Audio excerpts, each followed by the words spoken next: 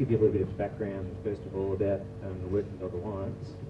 We're a registered not-for-profit organisation whose mission is to engage and unite the Australian working and sporting dog industry to advance the welfare and productivity of Australia's iconic working and sporting dogs. And we've been working together as a group since 2006.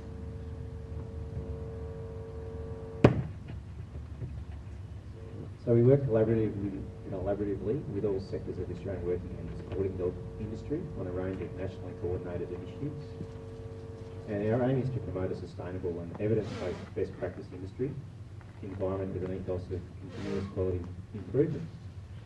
We aim to facilitate open communication and knowledge sharing between all working and sporting dog stakeholders, including researchers on a national scale. So as was mentioned, with this project we had specific terms of reference from Greyhound Racing New South Wales, so they told us the things that they really wanted us to look at and to advise on, I guess, benchmarking in comparison with other states in Australia and also internationally, and also providing recommendations for best practice. So we were told to prepare the report on the assumption that the greyhound racing industry will continue. And we put together a team of 8 contributing researchers, all with different areas of expertise. So we have vets like Nick, who's actually been an on-track vet for many years, along with psychologists, sociologists, animal behaviourists as well. And we brought together all those people because we thought they were best able to do this job of objectively assessing current practice. We undertook a review of the relevant scientific literature and also looking at the standards. So looking at the internal best practice documents and also looking at things like the legislative standards for minimum requirements. So this is a brief summary of the report. For those of you who want to cut to the crunchy bits, just really need to look at the key findings and best practice recommendations, which is the first 10 pages or so. For those of you who've got a bit more time on your hands, the full document goes for about 150, 160 pages, so put aside a good long weekend for that one. Essentially, as Mia said, we conducted a survey, and there's a large part of the document that's dedicated to the assessment of those opinions and contributions from both industry and outside industry respondents. And there was a comparison with the UK as an international benchmark. So the key finding, really, which most of you will be familiar with, is that the knowledge base of the New South Wales greyhound industry resides predominantly at the level of individual dog breeders and trainers. Many common practice approaches to greyhound management and training do not compare favourably with best practice from other working dog industries, some of which are informed by formal education programs for participants and supported by research and development. Now, time that we've spent looking at the Australian working dog industry since about 2006, it's fair to say that not all of them are supported by education and research programs, but more and more that's the emerging trend to meet community expectations. So it's common practice in the greyhound racing industry for existing trainers to teach new industry members how to train racing greyhounds, and that is a default response to there being a lack of support at the industry level for such programs. But this leads to a critical weakness and the concern expressed by industry members of losing their competitive edge by sharing trade secrets or the tricks of the trade. And as a result of that, it undermines an outcome of best practice because there's a conflict of interest for people to share information which has been successful for them. While conducting this review, and we're very, very grateful to all the trainers, rearers, break-in centres that let us visit this big state. We're both based in Victoria, so we had a fair bit of road tripping around. We had perhaps underestimated how large New South Wales is, but we saw a great deal of it, and we're very grateful to all the industry members who were so open and willing to engage with us and share their opinions and share their practices with us. So we became aware of many contradictions in everyday management, practices relating to nutrition, exercise physiology and stages of physical and behavioural development of the dog. And in some cases there was minimal consideration for the long-term effects of those things on the outcomes for the dogs throughout the full life stages. Management of greyhounds during weaning and rearing stages should follow a protocol that best equips the greyhound for their future life as adults, both on and off the track. And a lot of common practice currently doesn't demonstrate an awareness of the critical importance of the first 3 months of life in this process of setting up the dog for later in life. So current research into dog behaviour that's considered to apply to all breeds of dogs shows that gradual introduction to novel environments in a positive way from an early age can help reduce levels of fear experienced by the dog later in life.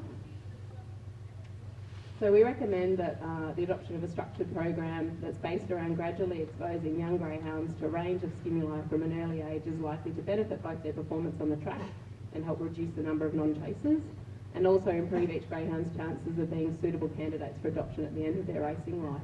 When we're talking about appropriate stimuli, it can be things like a recording of a track, so the mechanical noises being played at a really young age. We're talking about between 3 weeks and 3 months at a really low level to start getting them accustomed to those noises.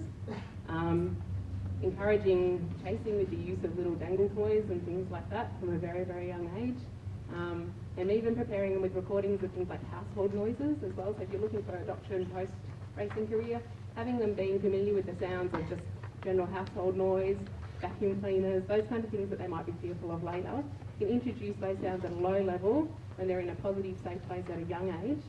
It's going to greatly reduce their chances of being scared of them later on in life. Can we just pop back on, please?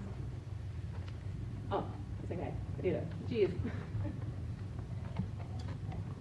So it's common practice for racing greyhounds to spend a significant period of their adult life under health conditions of individual animal housing. This is considered widely to be unacceptable from an animal welfare standpoint and requires prompt attention by the industry.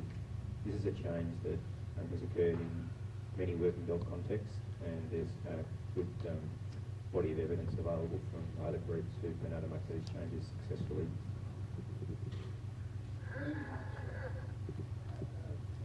Can we come back at the end to questions? Not generally. Can we come at the end to questions? Yeah. Happy to answer it. Wastage represents one of the most significant threats to the New South Wales greyhound racing industry sustainability and public licence to operate. Strategies to proactively reduce the wastage levels in the industry must be given a much higher priority. We believe that this issue alone threatens the future viability of the industry, so a reconsidered approach to early rearing and training is vital to achieve that outcome. Okay, thank you, Bob. This is a little comment about a part of the report where we were asked to consider some of the issues relating to lure type. We identified that there's simply no evidence to support the widely held belief that it's necessary to use either a live animal or an animal-derived product to teach a greyhound to chase a lure. Synthetic lures used at the track should not resemble an animal shape. This will help to reframe the historical perception that it's necessary to model a successful racing greyhound industry around chasing an animal origin here. This is a key step in the cultural change required in the greyhound racing industry that will assist with regaining the confidence of the general public. It will present a clear demonstration that the industry has moved to align its practices and opinions with the wider community. Lure type and design is a polarising issue for the industry. It represents a very complex interplay between industry economics, public perception, a greyhound's willingness to chase, and the risk of injury to both dogs and catchers. Assessment of different lure types, follow-on versus catching pen, was something that we looked at as part of the report. Historically, decisions relating to whether or not they're used in greyhound racing has been predominantly based on the opinions of industry participants. The best practice assessment of this issue is complex and should involve studies designed and implemented by external assessors. One of the key factors that seems to have been missing from the discussion about follow-on lure versus catching pen is whether dogs notice a difference between the different types of lure. And we think that that's a key starting point for all of the complex interplay between the issues mentioned in the earlier slide. Until we really know whether the dogs notice any difference, it's probably a good idea to find that out first before spending all the money that's required. And we've addressed that in terms of the underlying motivation of greyhounds to chase any lure, which really needs to be further assessed before considering major infrastructure changes. We identified that the National Greyhound Welfare Strategy provides an opportunity to share expenses, experience and knowledge between the different Australian states towards more evidence-based practice. Examples include the adoption of education packages that are requisite for licensing and standardised digital record keeping that readily enables, allows and promotes the sharing of data across state borders.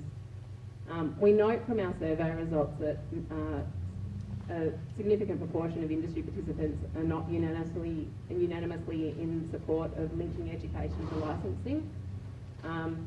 It doesn't remove the necessity for it, but it does make the industry aware of the climate, and it's important for industry bodies to be able to, I guess, let people understand why that's happening.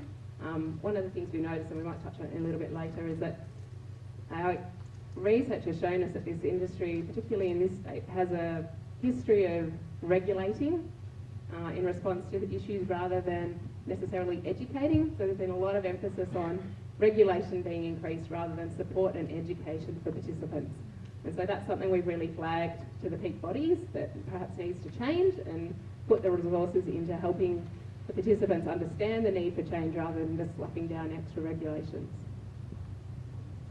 To inform best practice, the greyhound industry should engage in further research. The design of this research is critical to future transparency and acceptance at the public level. We propose that it should take the form of standalone research in collaboration with experienced researchers through universities, supported by NSW and other state controlling bodies such as Greyhound Australasia, the government and other external funding agencies such as the Rural Industries Research and Development Corporation. An example of this that's just happened recently is a farm dog study that's just finished after 3 years. It was funded through RIDIC and conducted in conjunction with the University of Sydney. And they've just finished a 3-year project looking at desirable behaviours and mapping them to the genetics required to improve breeding programs for success in farm dogs. 2 PhD students completed that research, and it's been supported in part by the Working Kelpie Council. So just as a similar example that's happening somewhere else within the industry.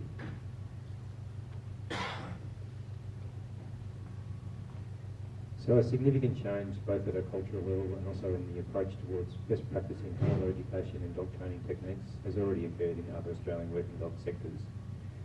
A few examples of these that we've encountered over the last few years are the military, guide dogs for the blind, federal police, customs, border protection and corrective services. And many of those programs are being led by working dog groups in New South Wales. These groups have progressed to using a behavioural approach to training, and an inanimate object is used to reinforce a range of complex behaviours in many working dog programs. These changes in other working dog industries provide support for translation to racing greyhounds, where the task of chasing the lure is much simpler to train than the more complex tasks required in these other working dog contexts. Animal welfare initiatives, including the new National Greyhound Welfare Strategy, should be externally audited and transparent. This has been done in the UK. It's as a measure to reassure the public that things are being done at an appropriate level. Where there's concern that there may be internal covering up or hiding things, having that level of external accreditation is really important. So in the UK, they have the United Kingdom Accreditation Service, which has accredited the Greyhound Board of Great Britain as an external measure to reassure the public. We've looked at many past annual reports and previous things, and there were certain phrases that came up time and again over the last decade, in some cases literally copy and pasted from one annual report to the next, talking about things like improving rehoming rates, reducing wastage, prioritising animal welfare. But what was lacking was action to back up those motherhood statements. So what we've identified as being really important for the industry in the future is that welfare initiatives need to be transparent. So there needs to be really open and reporting of figures and things like that. There needs to be responsibility and accountability attributed to individuals, so it's their job to make those things actually happen rather than just talk about them. And having timeframes assigned, because that will actually allow people to evaluate the programs, modify them as required to make sure that progress happens, and assigning quality management principles that happen in other industries to the industry goals may be a useful strategy towards this. So we understand that GRNSW have recently appointed a new Chief Veterinary Officer, and part of her role is going to be taking on board the responsibility for some of these measures with timeframes assigned, so that that's going to be part of her job. The racing greyhound industry has many external stakeholders. Historically, all of the peak bodies have only acknowledged its members and industry participants as their stakeholders. We recognise that the general public, animal advocacy groups, the animal welfare legislators and the media are significant influences on the industry's social licence to operate and therefore its future sustainability. And it's an important cultural shift that needs to occur to acknowledge that these are also stakeholders to the industry. The recently announced Wealth and Integrity Fund offers an opportunity to change direction. However, making education mandatory in itself does not necessarily mean that the curriculum translates into best practice. We've noted as part of the review an industry culture of regulation and compliance rather than resourcing to educate and upskill. Changing industry perception from animals as a racing commodity to performance athletes by refocusing on optimising the welfare and performance of the racing greyhound would be beneficial. Equipping industry participants with the requisite knowledge base in canine performance science should be the outcome of these education programs. We know from the existing body of psychology research that changing habits is always hard. No one really loves change. And so we know that people who have already engaged in one type of behaviour can find it challenging to change practices in light of new information. We know the two critical factors to consider in this area is that the industry culture is likely to resist change and that new information and related communication needs to come from respected sources. The industry members who are newer to the greyhound industry may be more amenable to changes, especially if they're educated in the ways in which the different practices may improve dog welfare, or will improve dog welfare, will consequently improve race performance. So one of the groups we've actually met and spoken to in this work we've been doing with other working dog industry sectors, it may sound a bit strange, but it's the Australian Institute of Sport.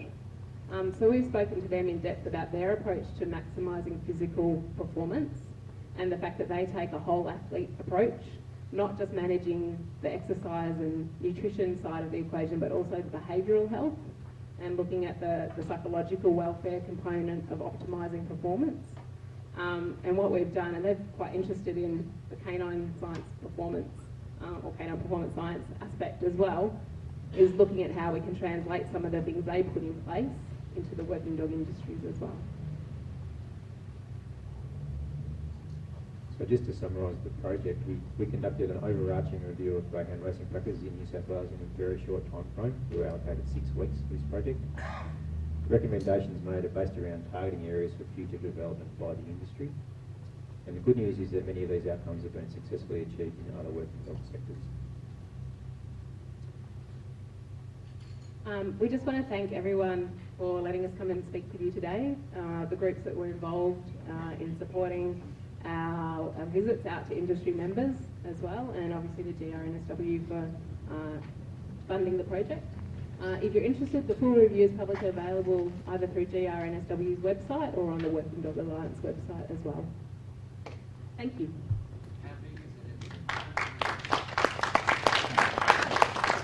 Thank you, Megan. Thank you, Nick.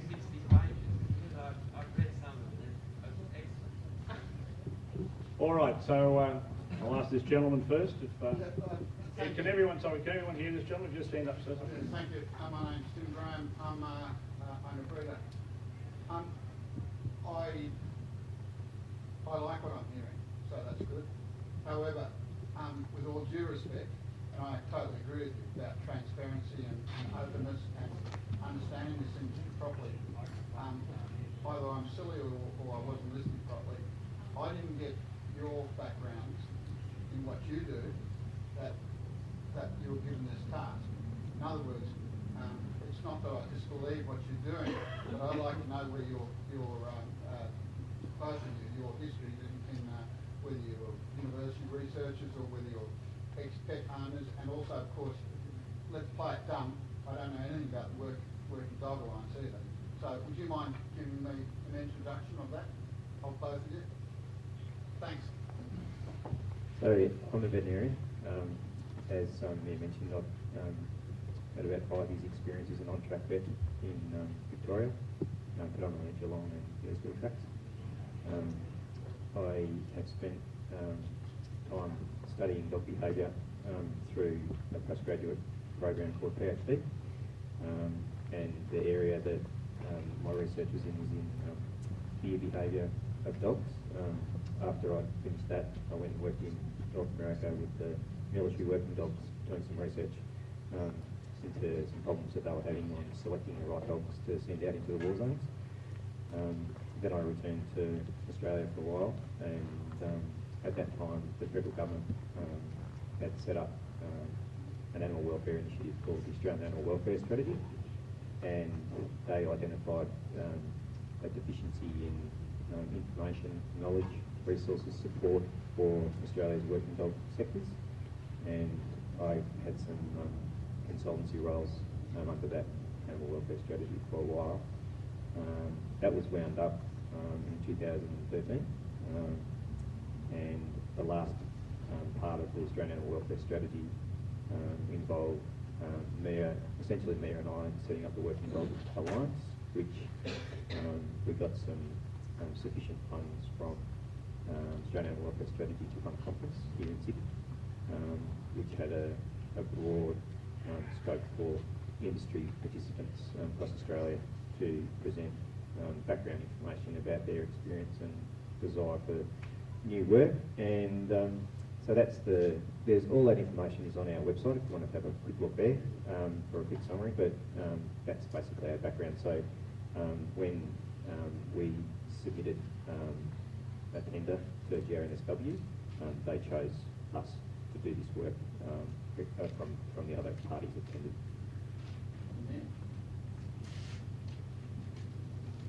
So I studied science at university and studied animal behaviour and zoology. Then I've worked in shelter industry and managed the training kennel and clinic facility at Guide Dogs in Victoria for close to a decade. Through that role, I was engaged with the Australian Animal Welfare Strategy, so the federal government initiative that Nick was talking about, and brought onto a working group there that was made up of participants from farm dog sector, working dog sector, greyhound sector, government dogs, so the military and police applications. And I was then recruited to lead that working group. We did a benchmarking study in which Nick participated initially, just to kind of do a benchmark on the welfare of working dogs within Australia. And then we were contracted again to do a follow-up study at the federal level looking at an action plan to improve the welfare of working dogs in Australia.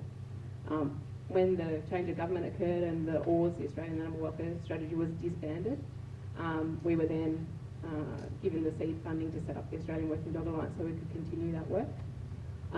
So during the course of that, we've visited the military, customs, federal police, the guide dogs, farm dogs. We've spent a lot of time in working dog sectors over the last 9 years. We're able to see a lot of parallels, I guess, even though the context in which the dogs are used is very different. The fact that you're all breeding dogs for a purpose, you're raising them to succeed at that purpose, you're managing their training and their operation at that purpose at a working level or sporting level, and then you're looking at their retirement or post-career options as well, is actually quite consistent across all those different contexts in which the dogs are used.